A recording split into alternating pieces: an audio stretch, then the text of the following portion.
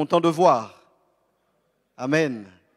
Alléluia. Et son épouse, ainsi que nos pasteurs Danny Dabricot avec son épouse, qui aujourd'hui nous honore de sa présence. Nous te bénissons, mon frère, ainsi que ton épouse et toute l'église que vous représentez. Je salue aussi notre frère Rodrigue Amandé, donc, qui est juste à côté de nous à Anse-Bertrand et qui représente le EG. Et nous bénissons le Seigneur pour cette collaboration que nous avons. Et nous sommes heureux.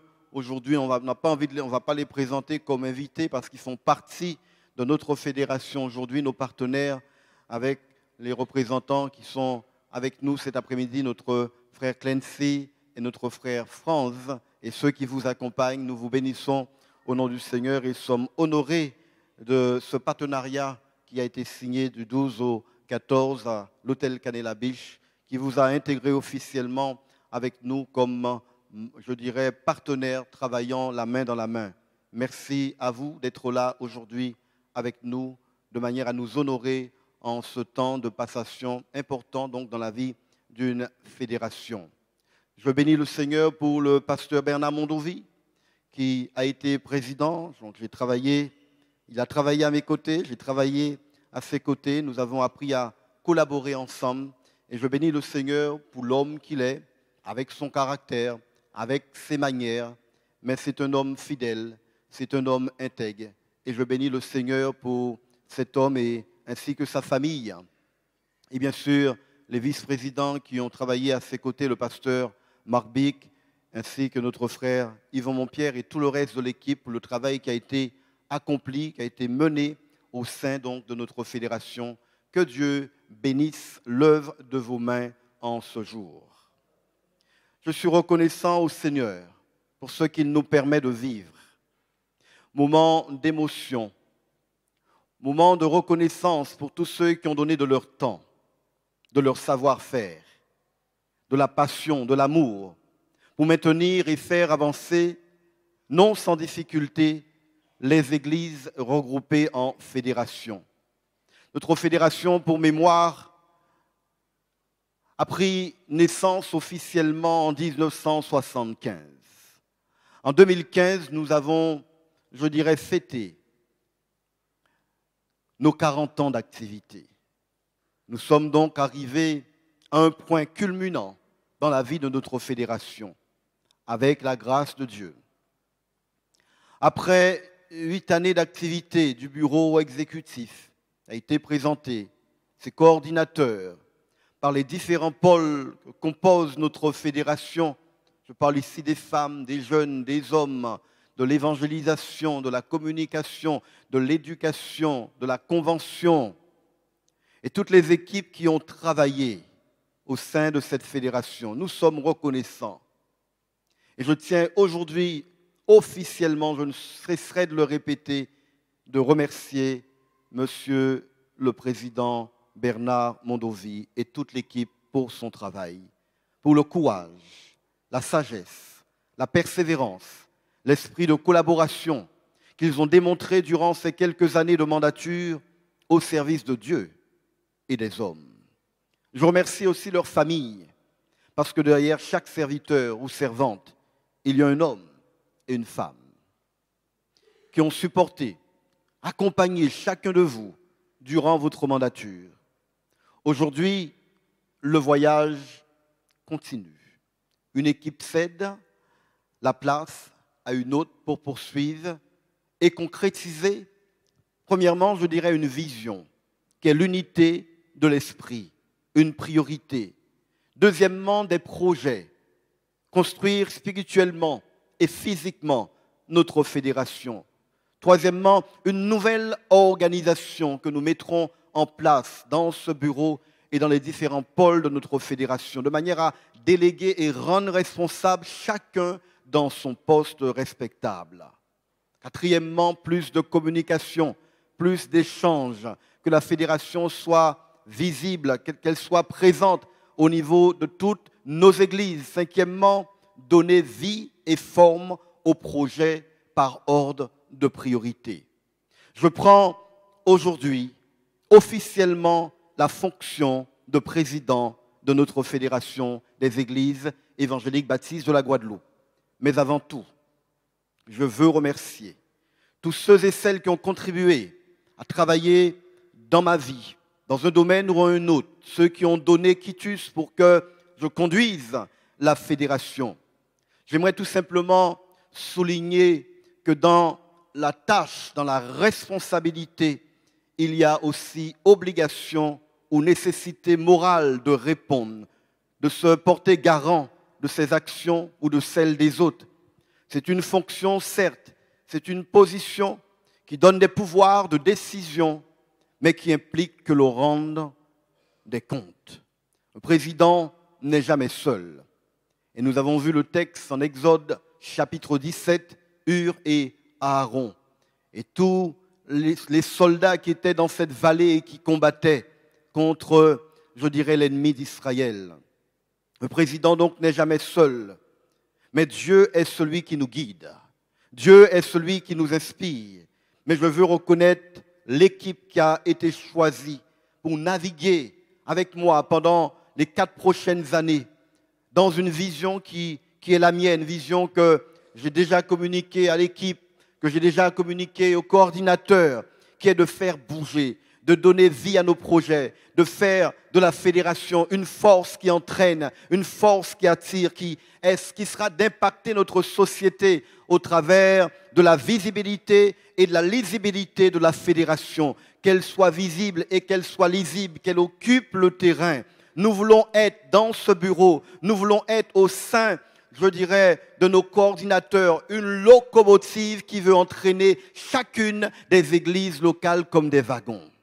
Avancer en visant un objectif, mutualisant nos forces vives, trouver les moyens pour faire avancer notre fédération. Telle sera la devise du bureau qui est en place. Telle sera la devise des coordinateurs. Et je ferai le nécessaire pour cela. J'aimerais vous dire, Dieu utilise celui qui a un rêve, celui qui a un but, celui qui a une vision. Dieu utilise celui qui accepte de prendre les risques. Dieu utilise celui qui ne baisse pas les bras. Quelqu'un a dit que la différence entre gagnant et perdant se résume à un mot, l'attitude. C'est celui qui démontre de l'enthousiasme et de la passion pour se concentrer sur son but en s'engageant à fond et en y mettant toute son énergie. Ne nous laissons jamais intimider.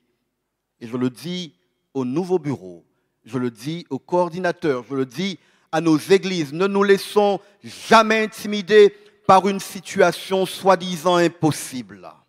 Tout au contraire, profitons de cette occasion pour nous motiver à prier davantage, à faire plus confiance à Dieu, à étudier plus fort et à démontrer toujours plus de foi. Membres du nouveau bureau, coordinateurs, pasteurs et tous les autres responsables et membres d'église, en conclusion, je dirais que l'action de Dieu se déroule en 3 grandes phases.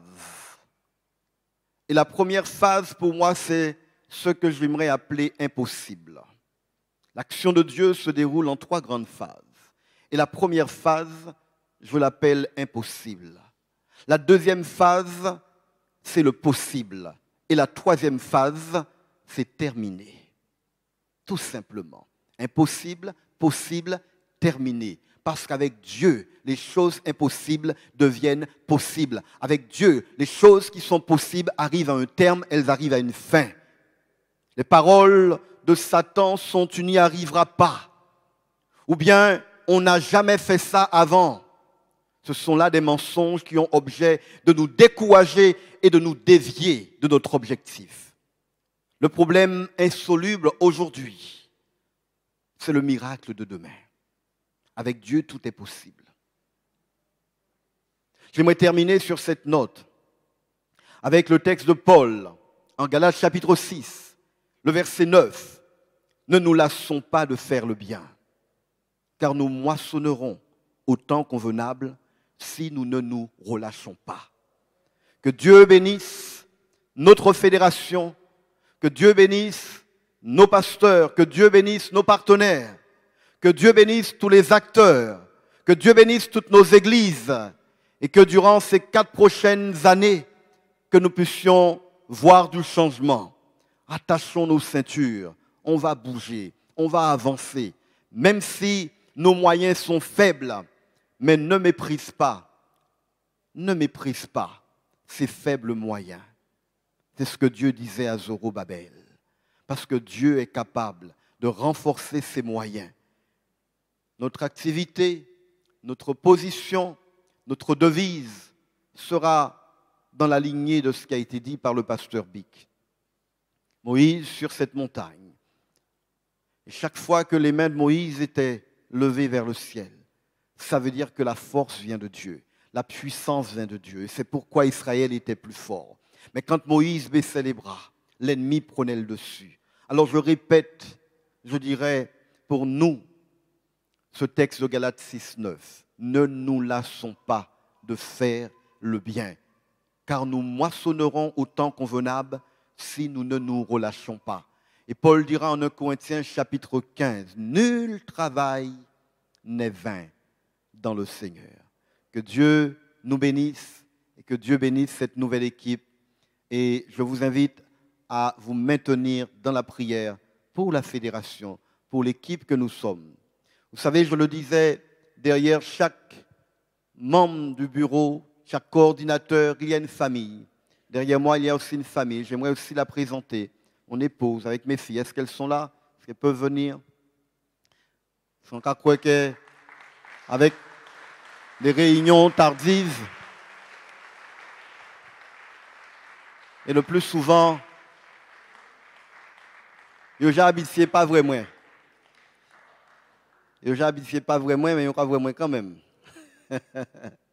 Donc ce sont eux qui sont derrière moi et qui m'accompagnent et qui me supportent. Et j'aimerais leur dire merci aujourd'hui de me supporter et surtout merci de ne pas arrêter de supporter moi et de continuer de supporter moi parce qu'il y a des moments où on est absent, il y a des moments où on n'est pas là et quelquefois mon épouse travaille, mais des fois on se croise et on se croise des fois.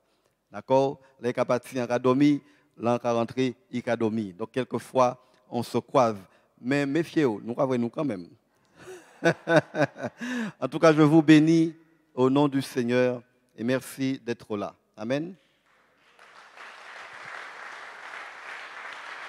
Que Dieu nous bénisse et qu'il nous fasse grâce. Merci. Voilà, le président, ancien président, ne veut plus prendre le micro. J'aimerais cet après-midi, en tout cas, remercier tous ceux qui ont fait l'effort de nous accompagner dans ce moment, d'être avec nous pour cette passation. Je crois qu'on a déjà dit pas mal de choses. Et dans ma vision, c'est que nous puissions parler certainement, mais que nous puissions agir beaucoup plus. N'est-ce pas? Et cette nouvelle équipe, c'est que nous pouvons essayer de ne pas parler en l'eau, nous pouvons parler, nous pouvons ni à parler, mais nous pouvons essayer d'agir au maximum. Amen. En tout cas, merci à vous, merci à chacun pour la confiance que vous placez dans cette nouvelle équipe. Et je bénis le Seigneur. Liso, je t'ai nommé, hein? Je crois que je te regarde là, je me demande si je... Oui, c'est bon, d'accord. En tout cas, nous bénissons le Seigneur et j'aimerais vous inviter à vous mettre debout. Ensuite, ils viendront pour un chant et il y aura encore un mot de renvoi. Mais j'aimerais vous inviter à vous mettre debout. J'ai envie de prier tout simplement pour le peuple de Dieu. Et j'inviterai bien sûr le groupe de chœur à nous conduire dans un chant. Et bien sûr, je vous demande de ne pas partir. Nous avons prévu une collation de manière à ce que nous puissions quand même échanger. C'est aussi la communion fraternelle. Donc ceux qui ont déjà bien mangé, vous n'avez pas faim, vous pouvez venir dans la collation. Vous n'êtes pas obligé de manger, mais venez si vous avez déjà bien mangé. Mais si vous voulez quand même partager, à sentir que Jacques a bien mangé ou pas faim même. Goja Ofek. Alléluia. Seigneur, nous te bénissons et nous te rendons grâce et gloire. Tu es